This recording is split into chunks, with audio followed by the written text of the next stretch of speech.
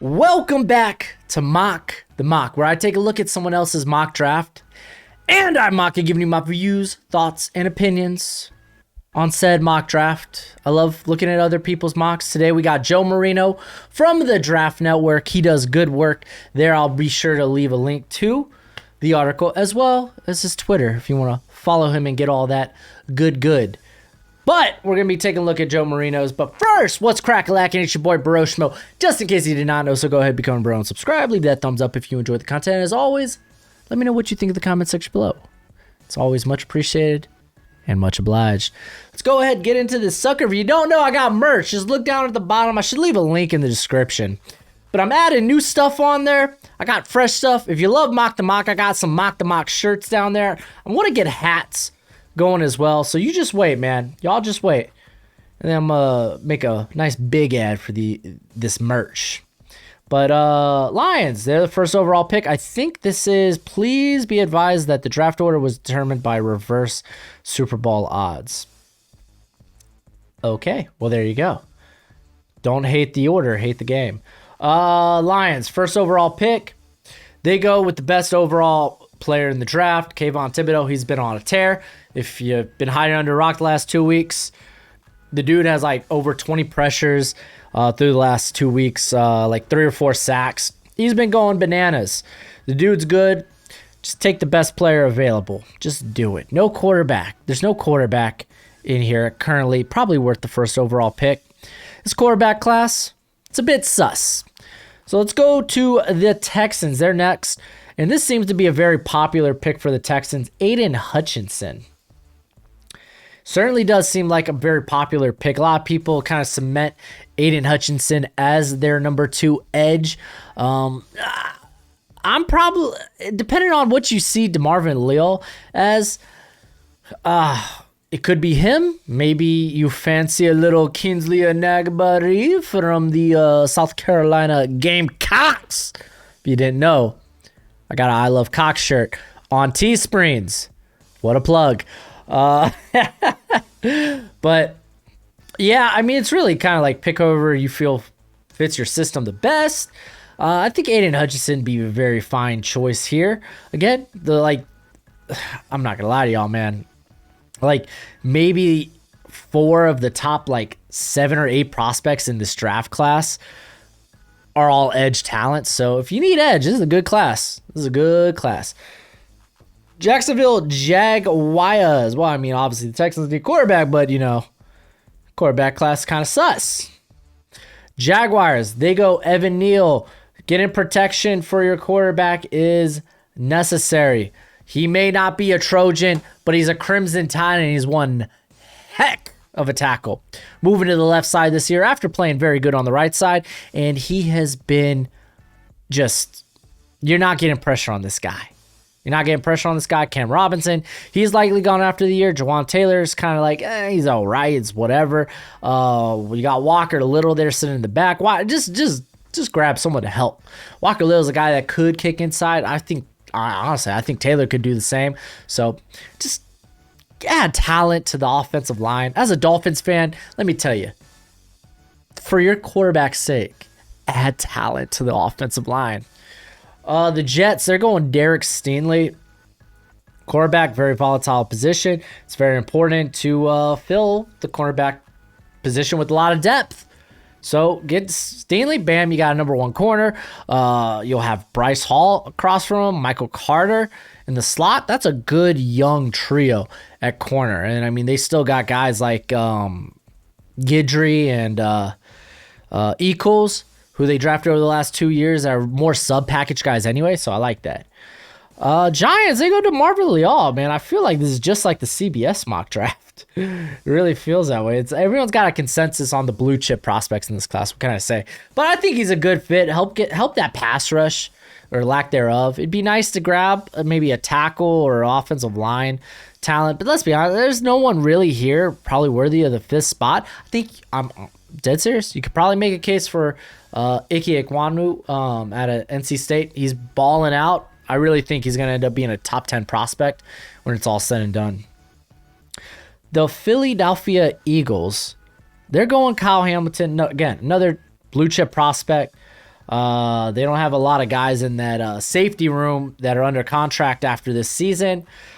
Kyle Hamilton's a banger, man. He's legit like Derwin James body with Earl Thomas range, man. We saw that in the Florida State game. I love that Tom Downey made that comp, dude. That's such a good comp.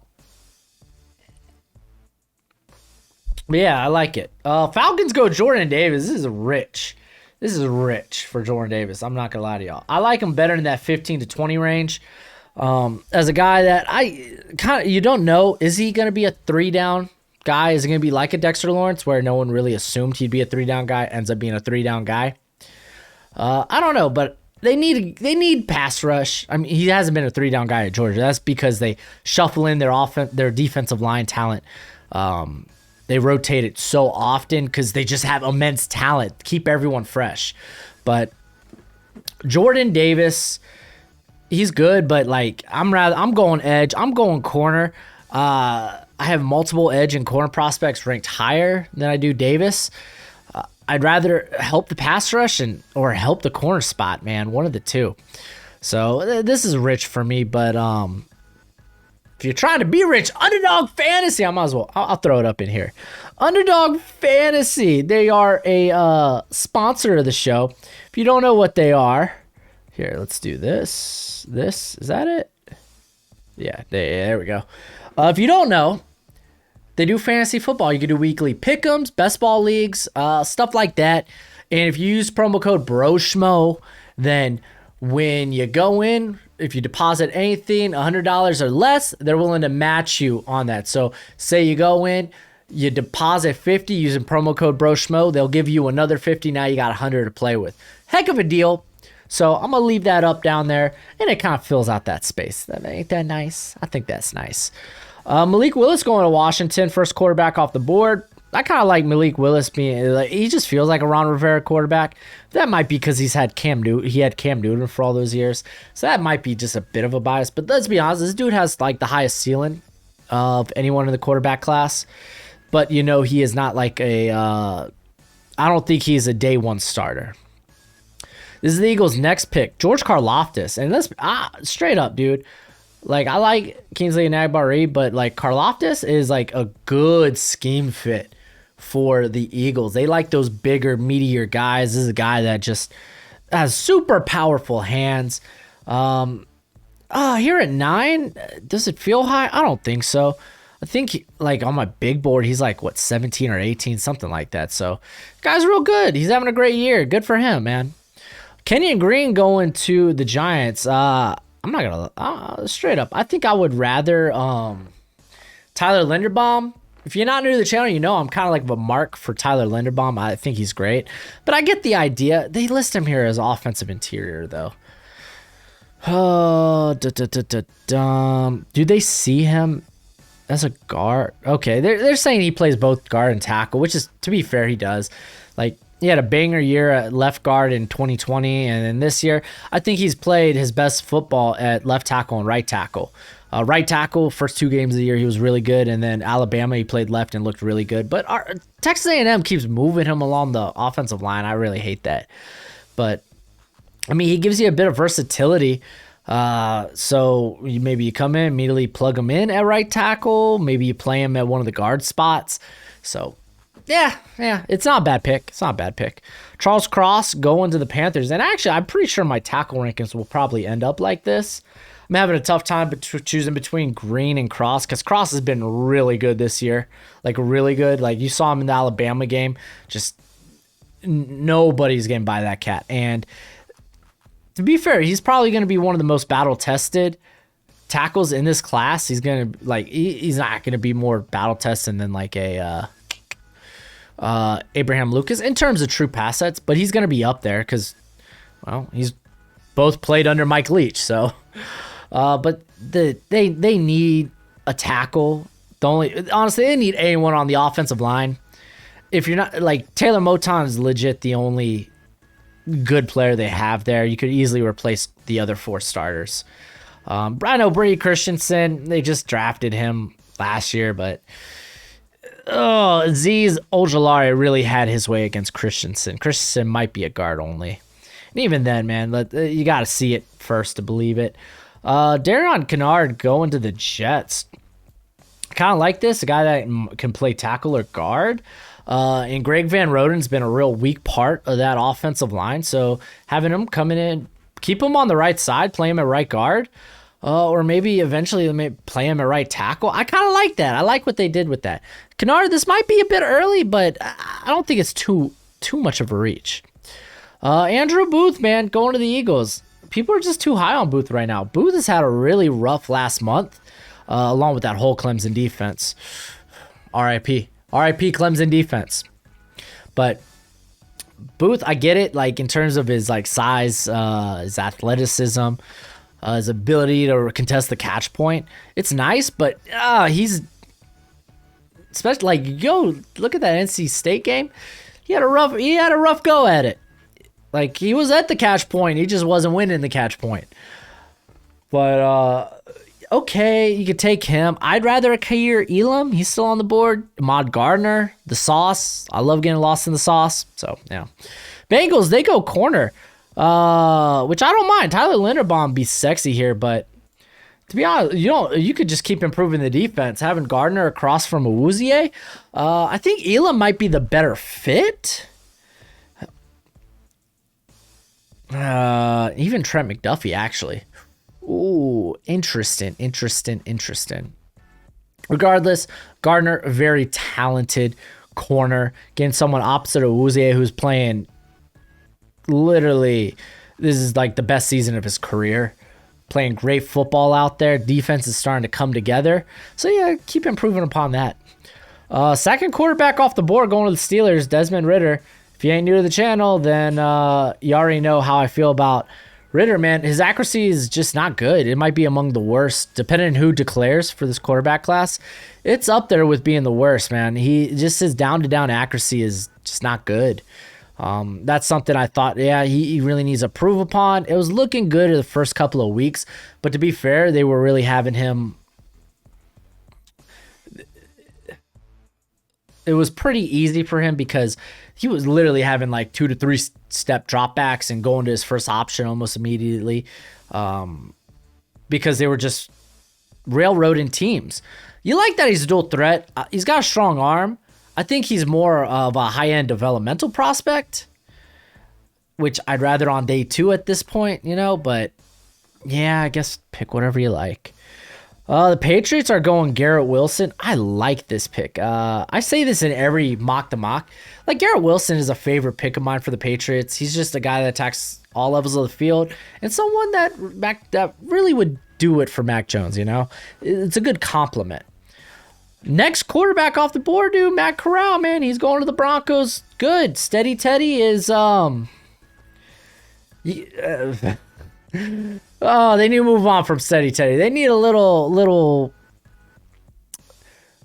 gusto, a little in that from that offense, because that offense is just designed to let's try to control the time of possession, and hope our defense makes a ton of stops, because even if we get to the red zone, we're probably only coming away with a field goal. It's that type of offense. And we're really seeing it after the first 3 weeks where it was like, oh, this team's super legit. Yeah, we only beat the Giants, Jets, and who's the other squad? Jaguars, but we're good. We're legit. And now 4 straight losses. Yeah, probably should go quarterback. So Matt Corral, man, probably the hottest quarterback prospect currently in the draft. Treylon Burks going to the Dolphins. I like this guy's what he could do after the catch, and obviously vertically, he is he's a nice blend of size, speed, and physicality, man. Guy's got some legit ball skills. He's been much better at the catch point recently. Ever since that Ole Miss game, he's been because I think going to that game, he was 0 for 7 on contested catches. And he's really turned that around. I think this guy'd be a good complement to Waddle. A guy that can be a big slot, or you could be your X wide receiver. Tua's playing better football, so yeah, add in better weapons, definitely a necessity. I don't think they go offensive line just because why are we going to make our offensive line younger? I think youth is probably one of the worst things right now about our offensive line, just because there's a lot of youth there and everyone's playing bad because they're developing, and you're just kind of hoping maybe 2 or 3 of these guys work out. So, yeah, I think they're going to probably address that in the offseason, like free agency, bring in some vets and get some nice, steady average play. Let's just creep towards average because, we probably have, a bottom 2, if not the worst, offensive line in football. Raiders, Kaiir Elam. I like this because Casey Hayward's a free agent after the year. He is up there in dog years, so grabbing someone to, eventually, be a replacement, maybe an immediate if they don't bring him back, I think is definitely key. I think Mullen has looked really good as a corner too. I know he's currently on IR, but he's been playing pretty well. And Elam, man, a lot of upside to that cat. I like his how he plays football. Trent McDuffie going to the Vikings. Corner position probably the weakest spot on the Vikings roster. Patrick Peterson's gone after the year. Brashad Breeland's bad. You got guys like Harrison Hand, Cameron Dancer. I don't know if Chris Boyd's even on the team. Cameron Dancer's probably the better of the bunch. I know he bombed during the during the preseason, but his play's been much better this season. Much better now that Peterson's down and whatnot. But still, you want to improve the corner class. Zimmer, he likes taking corners in the first round anyway. Devin Lloyd's a fit I really like for the Titans. They're probably going to lose Rashaan Evans after in this offseason. Jayon Brown, hopefully they bring him back. He's really good. But if they don't, then they're really left with Monty Rice and David Long. So assuming, because let's be fair, Long's just kind of breaking out this year. You don't really know what you have in Rice just yet. He is a rookie. So just adding more to that position is not a bad thing. You could easily maybe go, I know they've invested a lot in corner, but you just keep hitting it until you get it right, especially with Farley going down for the season. You kind of worry about that cat's longevity. You could go, if Jordan Davis was here, that wouldn't be a bad fit. Offensive line, there's a lot of different ways I think the Titans could go, but I like Devin Lloyd a lot in this class. Chris Olave is my ideal pick for the Saints. I talk about it in almost every mock video, mock the mock. So go check out those. Adam Anderson, interesting choice. Adam Anderson is I think Drake Jackson out of USC is a better fit. He's a bigger Y9 guy, while Anderson, I think he's going to have to be a Y9 guy just because I think he could fill into his body, but currently he's 235. Even if he fills in, I think max, we're talking 245. While you got a guy as athletic as Jackson sitting there at 260. But, dude, both are stupid explosive, especially Anderson. You love the length. This guy knows how to sniff out the quarterback. So, yeah, let's bring some pressure, man. The Browns, they continue to go edge. Majan Sanders out of Cincy. Guys, I would say is still pretty raw. He's still need to add some pass rush moves to his repertoire. But the dude's long. He's explosive. I know that they got Clowney, but yeah, he's on a 1-year deal. Who knows? Kenny is there. He's on a 1-year deal. He's probably gone. So just, I guess, being sure your defense stays good. Just keep adding talent. Drake London is my favorite fit for the Packers. They're going to probably lose Devontae. Get over it. Aaron Rodgers is not coming back to town. You think Devontae is? I don't. So Drake London, he's got huge catch radius. He does a lot after the catch. I love this cat. Jaquan Brisker for the Cowboys is interesting. He's real good. I don't know if he's got a first round skill set, especially considering he at the safety position, a very devalued position when it comes to the draft. A lot of teams don't like to take a chance on safeties in the first round, but Brisker's good, man. As long as this cat keeps everything in front of him, oh, he's so good, so good. He's so good at just reading what the offense is doing, being familiar with their tendencies through the game. You'll notice Brisker, in the second half of games, he's getting awfully close to interceptions. He is meeting that catch point because he catches on to teams tendencies, what they like to run, the different just route concepts and whatnot, and he jumps them. Oh gosh, he's so nasty. And he's probably legit one of the most sure tacklers in this class in general, regardless of position. He's got like a 1% missed tackle rate. I'm surprised Martin Emerson's here for the Cardinals. Like, I always kind of give crap for Trent McDuffie being available or going to the Cardinals just because in terms of like scheme fit, I don't feel like it's a great scheme fit. But they did kind of do the same with Byron Murphy, who came from the same system as McDuffie. So there's a bit of a precedent for that. But Emerson's even more so like a zone corner. I get this guy's got length, so you're gonna play a lot of press with him. But like Emerson plays like a ton of zone. I'm just kind of surprised to see him come off the board. We saw Sauce? Yeah, I think we saw the other 5 corners go off the board. Like thinking back, yeah, I think so. So yeah, I totally get this pick. Ravens going Icky.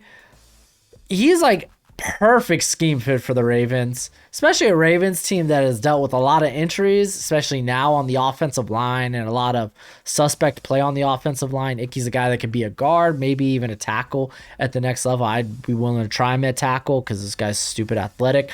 For a man his size, he loves to bury guys in the run game. Ideal fit.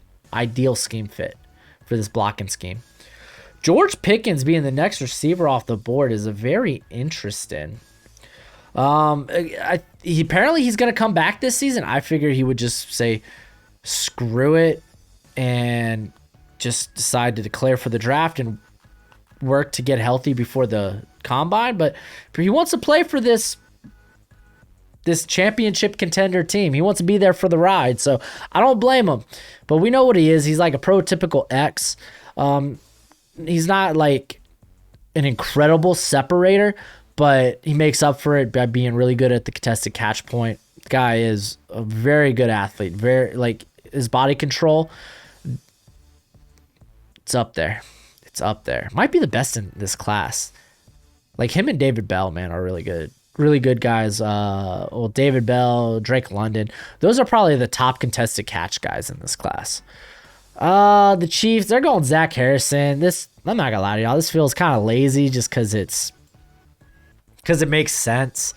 Zach Harrison is like, he's big and athletic, and Spag loves his edge rushers to be big and athletic. That's why we see Chris Jones kick to the outside this season. So yeah, they need to kick him back inside just because he wreaks havoc, but like, get some more help for that guy. Defense is going to be should be the pick regardless, but Zach Harrison, I get it, he's a good scheme fit, but you know what, I have him like probably the 30-40 range, so it's not bad.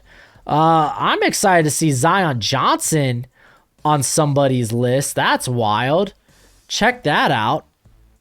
Holy stinking moly, man. I love Zion Johnson. He's played left tackle very, very well there at Boston College. This year, they move him into guard, which is probably his NFL, where he's going to play in the NFL. It's very likely he's playing left guard. He's been just as good. I think he's one of the most consistent blockers in this draft. I don't think he's a first rounder, but he is a guy that should see his name come up on day 2. And if you're the Bucks, you just kind of go with who you deem is the best prospect. I think you go BPA. And then finally, the Buffalo Bills go Jahan Dotson. A lot of receivers going in this first round. But this is interesting. I know Emmanuel Sanders, he's close to retirement, and actually Joe mentions it right here. But they have Gabriel Davis. They have Cole Beasley. Is this a replacement maybe for Beasley? Because I think Dotson could tear it up in the slot. But he is a guy that can play on the outside. I don't mind them just grabbing more weapons for Josh Allen. But I feel like you could go other areas and try to address weaker position groups on your roster. But Dotson's great, man. I've really changed my opinion on him from what I had before the season. I kind of saw him as a very similar prospect to KJ Hamler, but I think this cat's got way better ball skills, man. Way better. But What do you? Let me know what you think in the comment section below. That's it for the video. Go ahead, do that YouTube thing, and until next time, you be easy, my friends. Later.